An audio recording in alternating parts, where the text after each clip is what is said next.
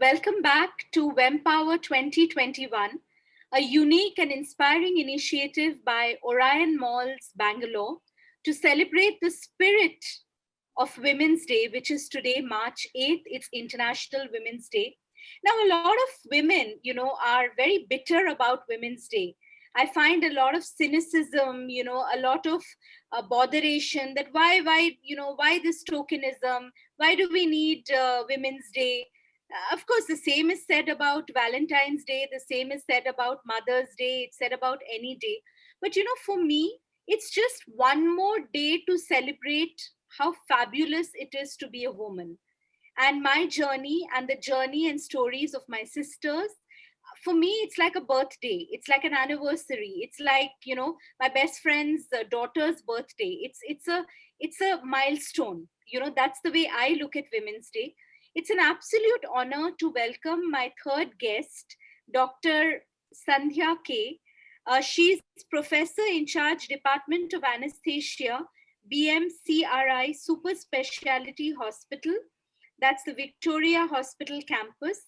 And you yourself, apart from being a frontline COVID warrior, I'm going to call you a COVID warrior, have also battled and you've braved the COVID virus yourself, COVID-19 virus yourself. And your husband, and who's also a doctor, and your 13-year-old daughter also had a mild variant of it, but you were in ICCU, the very same ICCU where you would have been healing patients. You were there yourself. So, welcome firstly to Orion Wempower 2021. I hope you've had a great time being part of this campaign as much as I've had, or we've had, sort of putting it together. So tell us your thoughts on the campaign, and then I'll dive straight into a more professional adda. Yeah, thank you for this opportunity, Shri. It's been indeed an honor to be a Wempower 2021 champion. It's a great feeling to be heard, to put out your feelings, to be recognized, and that too on the International Women's Day. What more could we ask after we have been through a very tough year? Yes. So it's been a great time the past week interacting with the other champions and with your team. Excellent teamwork, I should say. Thank you so much. Well, I think, this is just an occasion and a platform for us to celebrate each other. Let's just put it that way. What I want to also, highlight is that we had IPS officer D. Rupa Modgil. And she mentioned something, Dr. Sandhya, which made a lot of sense to me. She said the pandemic was unprecedented for everyone. So, you being a doctor and you are heading a department of anesthesia, my brother, my mama's son is at the KEM hospital in Bangalore and he's into pediatric anesthesia, but he's been on COVID duty throughout. We haven't been able to reach him for days because he's so exhausted, getting out of his PPE suit. He's lost friends to the COVID. His own health has suffered and he's been like resilient through it all. So, take us back to the time when March 2020, last year, I was in Bangalore curating the same event in its first installment, and we had a fantastic on-ground event. And that was the time when the first case of COVID was detected towards the third week of March in Karnataka. How did life change after that? We at PMCRI, they converted to our COVID isolation facility in the fourth week of March, and we happened to take the first case on March 26th. As you told, this was an unprecedented event for us. The healthcare system was pushed to its brink in terms of resources, preparedness. We hardly had time to gear up. It was an up and running hospital of 1,200 beds. It had to immediately be converted to a 550 COVID care facility. One thing was the work life dramatically changed for our healthcare workers from a routine work to a physically daunting condition. I should say both on the professional and the personal front. Professionally, it was different hours of working, physically daunting conditions, the unknown clinical course, the patients in isolation, and on the personal front, the quarantine and self-quarantine of the people, the lockdown happening, all this. It just took us by surprise. Right. Also, while for most of us, for instance, in my family, I lost my Masi and Mosa within 1 week to COVID. And my cousin sister, who's a single woman like me, she's a corporate honcho, she also contracted COVID, but she recovered. But she lost her parents, becoming an orphan literally within 1 week. So as a family, we have seen a lot of deaths in Kolkata, and all around us in the community that I manage and lead, Status Single, which is a community of single women, we've had, very, very sad incidents of parents passing away, friends, parents passing away. It's been a tough time. You've handled it from the, like, the front row, basically. How was it, Dr. Sandhya, seeing this constant feeling of death? I've watched Grey's Anatomy, which is a very popular medical drama, and I'm hooked to that. So they started episodes which were showing the COVID in America, and how hopeless the doctors themselves were having mental health breakdowns. How was it for the frontline workers? Yes, I should say at the beginning of the pandemic, the clinical course was unpredictable. We were still learning from the literature which was coming from the Western world. So we had to have ever-changing protocols. That was on one side. On the other side was receiving patients from quarantine and isolation facilities. That is, they had to be treated in isolation, far away from their loved ones. The fear of the infection and the stigma in the minds of the patients was a huge challenge in front of us.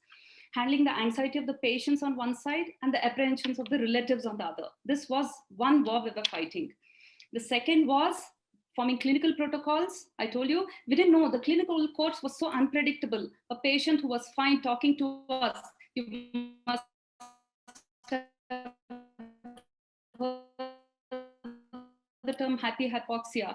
We had him going on the ventilator, the workers themselves. I told you, it was very tough for them to work under physically challenging conditions, the restraints of the personal protective equipments, the goggles, that was one. And they had to go in for quarantine and isolation following the duty hours. They had to handle their personal life also on one side. This is one aspect of it. And the fear of the healthcare workers of carrying the infection, contracting the infection themselves and carrying it to their loved ones. You yourself contracted COVID, Dr. Sandhya. Yes. I'm sure that would have been your greatest fear coming true, that you're taking, I mean, like you're saying, because I know my brother, he's not been visiting. I mean, we've told him so many times, come from Bombay. He said, no, I can't, because I don't want to infect. And another cousin of mine who's a doctor, he hasn't come home for days, So, I mean, it must be very hard mentally. It's a mental battle. Actually, it was the other way around. I thought I was fit and fine and this infection would just come and go away. I mean, I wouldn't have it at all. It actually hit me like a bolt from the blue when I contracted it. And I told you the guilt, it's collateral damage that you pass it on to your loved ones also. My 13-year daughter catching it, that was the biggest guilt I would carry forever because she went through isolation. And I told you the stigma was large at that time. It was mentally agonizing for her. But she stayed with me throughout. My husband also got a COVID infection. It was the milder form for both of them. But I required a second admission in the ICU. And from a caregiver to a care seeker, it was a difficult journey. That's what I'm saying. We went through it. I can imagine, because you're a healer. You're used to people coming to you in a time of need, and you just prescribing them medicines or hospitalizing them. When you yourself become vulnerable, how does that feel? What thoughts went through your mind? I think I wasn't despair at all. There is no question of feeling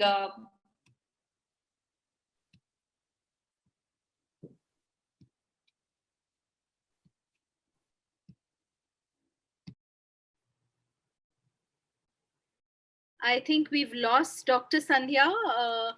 Request the Orion team to coordinate with her and have her back. I think she's coming back. Yes, Dr. Sandhya, happy to have you back. Yeah, I think she's just about connecting. These are the travails of going digital, but please bear with us. This is going to be a very powerful discussion, and we're just waiting for her to have better connectivity.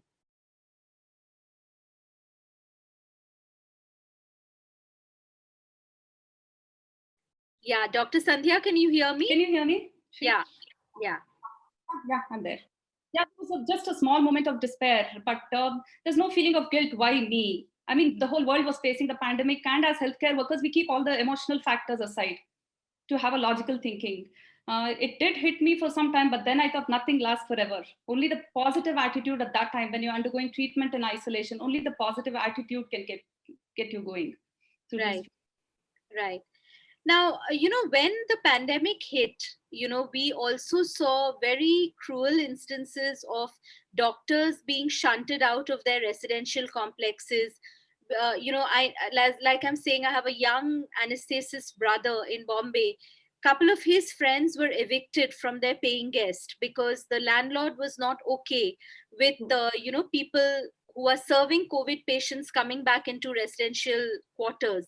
So, did you or any of your colleagues face this kind of very cruel, unfair bias and discrimination, which I think just reveals how intolerant we are as a people sometimes, and how unkind we can be towards those who are literally like angels of mercy towards us? I think a few of our healthcare workers did face this challenge, and I think the institute as a team took up this, and they contacted the concerned authority and sorted it out for them. But during the time of duty, the government, along with the institute, worked out facilities for isolation during the duty and post quarantine also. And as a team, I think we stood for our healthcare workers, and we were able to handle all these challenges quite well. Right, right. When I talk about the healthcare workers, as you know, a part of the Wempower campaign, we also had a young nurse from your city, Srijana Pradhan, who was also, she was recognized as a Wempower champion. Tell us about, as a doctor, you also have a team. You'll have juniors, you'll have RMOs, you'll have nurses, you'll have lab assistants, so it's, as a head of a department, it's not just you. It's basically this mandate of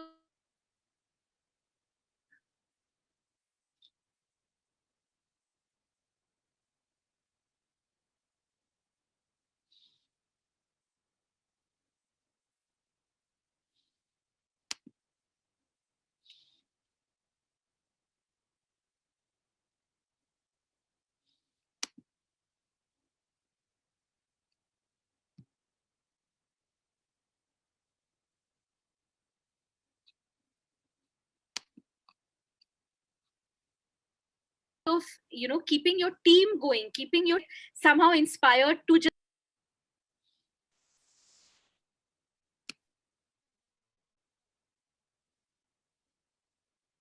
Hello, Shri.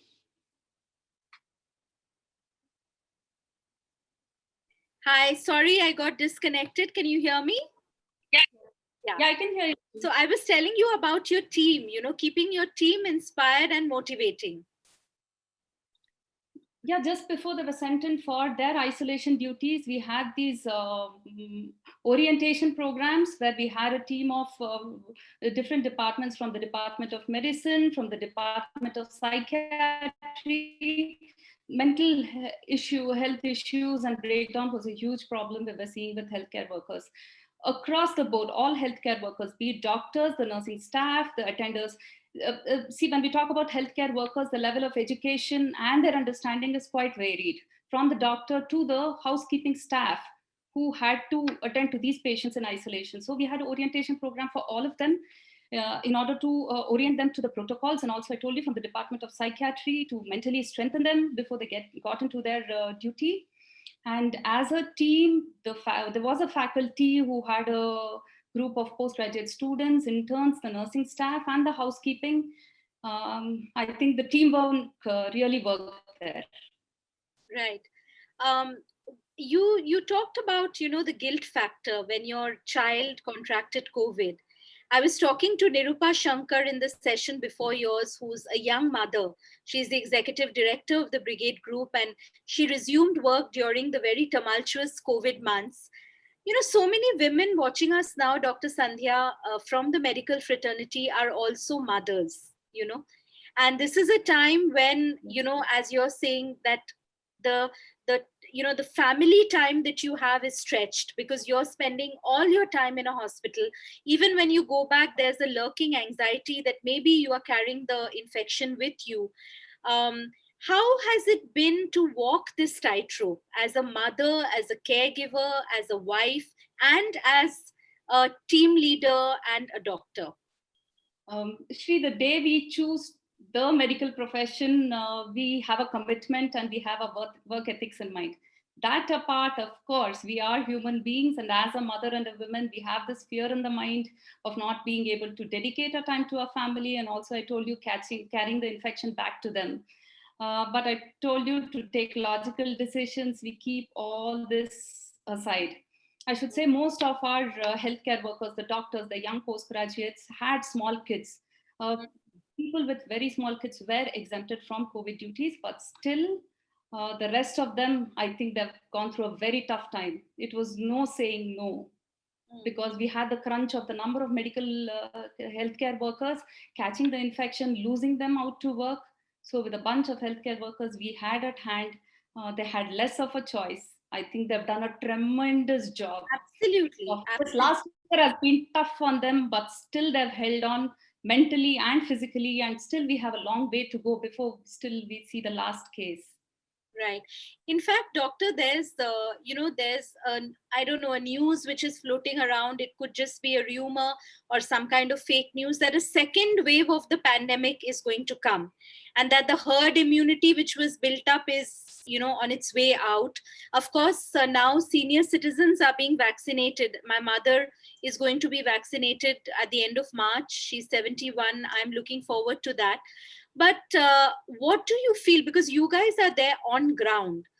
Tell us, give us the realistic picture, because I just feel that governments are fudging on figures. Media is, anyway, most of the media is paid media, so we are not getting the accurate information about COVID.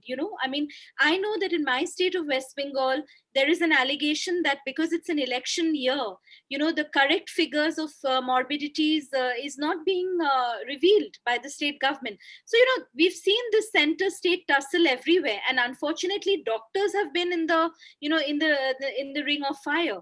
So what is the situation now, Dr. Sandhya? Are things looking up? Tell us about the vaccine, how people can get the vaccine for those like me who have senior citizens at home. Yeah, I think people to a large extent have relaxed. They've thought we have won the battle, but no, we need to be vigilant. I told you, till we have the last case, we need to be vigilant. Vaccination, of course, has come at the right time, but till it reaches out to the last person, it's going to take a long way.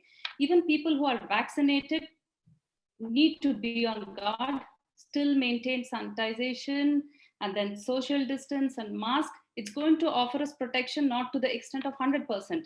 Till we achieve that herd immunity through vaccination, we have to be on the vigil. Everybody needs to take personal precautions. People are out on the roads, they are attending marriage functions, they're having large group parties. I think this is not done. Why put the blame on the government and the media? Why can't we as citizens, responsible citizens, take it on us to control the pandemic? I think vaccine is going to come. I told you, the elderly population are through the vaccination. It's going to take some time till it reaches out to every citizen of the country. Till then, I think we need to be a bit more patient and follow your masks, social distance, and hand sanitization. This is the least one could do for all the efforts put by the healthcare workers and the whole system through this past 1 year. I think you make a very valid point, doctor, because, just the other day I was on Facebook and I was watching, one wedding album after another. It seems, marriage and procreation are a national pastime for this country. And, we can't wait. Like, people who wanted to get married can't wait till 2022. They have to get married in 2021. The bacha has to be produced. And as you know, our population is going to go through the roof, I think. We've seen a huge burst of course, children being born is always a blessing. It's beautiful. But I'm just saying that can't we be more mindful? Is it necessary to endanger the lives? So many COVID infections have spread through these political rallies, through these weddings and, through these large gatherings, these religious functions, when our COVID workers have put their life on the line, as you're saying, made so many sacrifices, they're compromised on their own family, their own health, can we as citizens, instead of always looking at pinning the blame on someone, can we not Exactly. be more mindful? Um, as doctors, how do you feel when you see this irresponsibility in people? People going out for, large weddings, having huge, rallies, and nobody's wearing a mask. How do you feel? What is the kind of feeling that you have? Of course, it leads to frustration, irritation, and you want to vent it out all because, see, when we catch an infection, it's not because of the negligence as it happens in a public or in the community. It's a collateral damage of our profession. So when we are ready, we are doing it out. I told you, we're doing it out of a commitment, out of our ethics. When we are ready to put our life at risk and look after the patients and give our best to them, that is the small request, is be personally responsible. That's why I told you it leads to a lot of frustration and irritation. I can imagine because you guys have literally laid your life on the line. Mental health, Dr. Sandhya, has also been a very, very precarious subject. It has, we have seen actor Sushant Singh Rajput, of course, took his own life. There have been some television actors who have also taken the extreme step of dying by suicide. I would like to know, because when I talk to my brothers, often they tell me about how compromised mental health is for their colleagues, even nurses who get paid so little in India, but day in and day out, they are on COVID duty and they are watching people die around them. What is the impact, the toll of this on the mental health of the healthcare fraternity? And what measures are being taken to support you guys? As I told you, it has been twofold. One is fighting the infection at the hospital, caring to the patients and protecting oneself from the infection, and also the social and economical crisis that they need to face at the home front, at the domestic front. Their primary caregivers, women especially, at home, their primary caregivers looking after people at home quarantine and isolation and coming back and handling the infection and the emotional. WHO has predicted that mental health issue is going to be a huge concern post-pandemic. So I think, like you said, it's not each one teach stand up for each other. Small concerns, talk it out, make women at the center of policy making decisions. At our place of work, we have support from the Department of Psychiatry and constant counseling, not only to the patients and even the healthcare workers when they seek is provided. And as a team, the doctors should stand up for the nursing officers, the nursing staff, and make it a point to orient them that mental health issue is also as important as a physical health issue, and they need to tell it out to their colleagues and seek help as and when required, as soon as required. Right. Tell us you've been part of this Orion Vempa campaign, where along with you, 13 other Vempa champions were honored. For me, it was so important to have a doctor and a nurse, from, the warriors who we are recognizing. You've seen, I'm sure, the other videos. What are your thoughts on the campaign? How was it for you to be a part of this second edition of Vempa 2021? I told you it's been a great feeling. We as healthcare workers were looking at our participation, our own woes, and our contribution to this pandemic. When I heard stories of the other Wimpower champions, I saw that they made a difference to the pandemic, to the migrant workers, for example. I heard the talk from IPS officer Rupa Mudgil. It's been a huge contribution from all and people from all walks of life. It was an eye-opener for me, rather. Right. That's wonderful. It's, for me, I hope that, for the audience who've even been a part of our webinar today and they have watched the AVs through the week, I hope you realize the diversity of this campaign, which aims to highlight so many different sorts of women, professional capacities. Each one is different.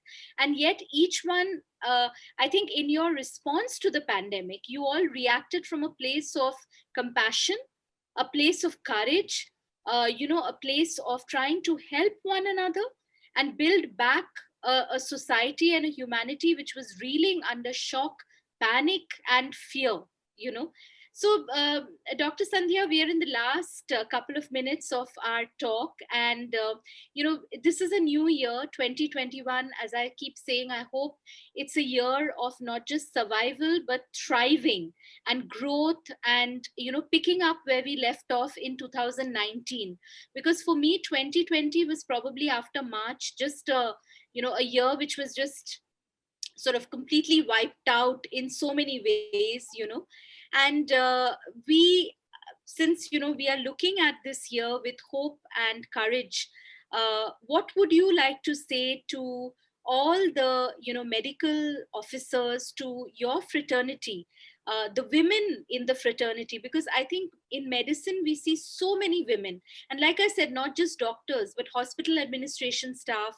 We see the cleaning ladies, the housekeeping, the nurses. It's a very woman heavy domain, like hospitality, like travel, even retail to a certain extent. So what would you like to say, now that the vaccine is out? Are there do's and don'ts? We would love to hear from you what 2020 means and should mean. Like you rightly said, 70% of the world's healthcare workers are women, and we have around 6 million women healthcare workers. It's been a dual responsibility, a huge toll since the past year. But I should say we have faced bigger challenges in life, and we don't know what is in store for us in the future. Nothing's going to last forever. Have a positive attitude. We shall fight it out. Okay. I told you, nothing lasts forever except forever. Oh, that is. So we shall stand together, fight against it. The vaccine is out. Let's be hopeful that I think all of you should get vaccinated. It's not like I'm not prone to infection and the vaccine has side effects. My vaccination, because the body is building its immune system to fight against the infection. So keep your fear aside. All of you as responsible citizens should get vaccinated so that in the coming months, we can have some herd immunity and we could see the end of the pandemic by, few months probably. Okay. So words of hope, I think words of encouragement. I know for a fact that a lot of people are very scared of the vaccine. Like my mother, she's constantly saying, no, let 1 month pass, only then I'll take the vaccine, because she's old. She's lost her loved ones to COVID. So I can sense her paranoia and anxiety. But, I think these are words of hope, Dr. Sandhya. Like Florence Nightingale, you've held the candle, you've held hope out for so many of us. And I wish we could only do a campaign for all the women in health, and celebrate them and recognize them and honor them. I think every day of the year is a Women's Day, but I am not somebody who's cynical about Women's Day. I love Women's Day just the way I love Valentine's Day. I don't see it as a day of only romantic love. It can be love of any kind. And why should not we celebrate women, who are in so many ways still fighting battles of inequality, injustice, oppression, and regression. So on that note, I would like to thank you so much, Dr. Sandhya, for being a part of Orion Vempower 2021. It's been an absolute pleasure. It's been an honor. And I salute your entire fraternity. If there's something you'd like to say before we call it an evening today, and hope to have you back for many more interesting discussions in the future. A heartfelt gratitude to all the women healthcare workers out there. The year has been tough, but you all have done a wonderful job. Hold on to yourself and take care of yourself first. It's not yourself first, yourself too. So please take care, and a huge heartfelt gratitude to all of you. Thank you so much, Dr. Sandhya.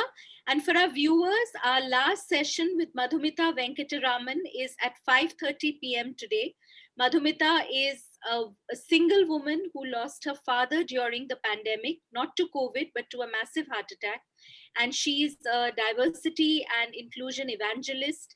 She's a spokesperson for women and people with disabilities and the LGBTQI marginalized groups. She also does a lot of work for women who battle domestic violence. She's the co-founder of Diversity Dialogues. We'll have an interesting, lovely finale session with her at 5:30 p.m. And thank you, Dr. Sandhya. It's been lovely having you. And I'll see you all back at 5:30 p.m. Take care. Thank you, Sri.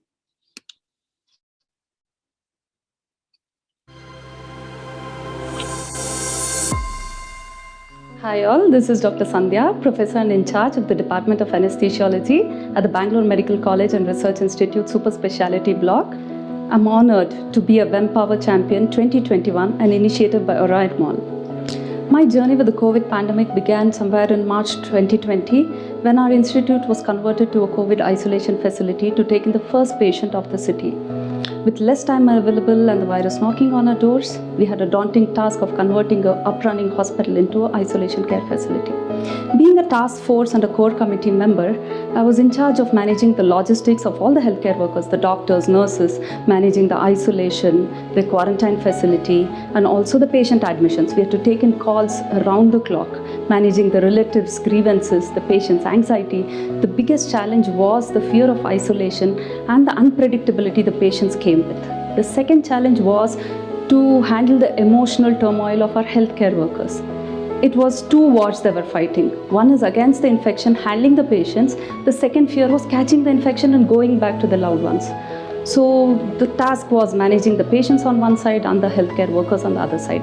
Every morning we were faced with a new challenge. One is to get the most personal protective gear for our healthcare workers, and the scrutiny of the press was another issue. The unpredictable clinical course or the changing clinical management protocols was not difficult for us to manage. We've managed more difficult conditions, but the stigma attached, the discrimination the patients and the healthcare workers face, that is more difficult. I think that mindset had to be changed, but I think we have come far and it's all over. The death of the patient was another difficult thing to manage. They were in isolation, far away from the loved ones. The loved ones were as primary contacts in quarantine.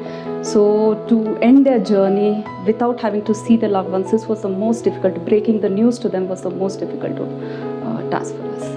We've always faced challenges and we will face it again, and this too shall pass. A positive mindset is only one which is going to take us through this crisis, and stand for each other, empower each other. It is not only the physical condition due to the infection that is going to affect us, the post-traumatic stress disorder, the anxiety, the burnout of the healthcare workers. It's going to be a huge challenge post-pandemic. So we need to stand for each other, appreciate each other, empower each other, and seek help as soon as possible whenever required.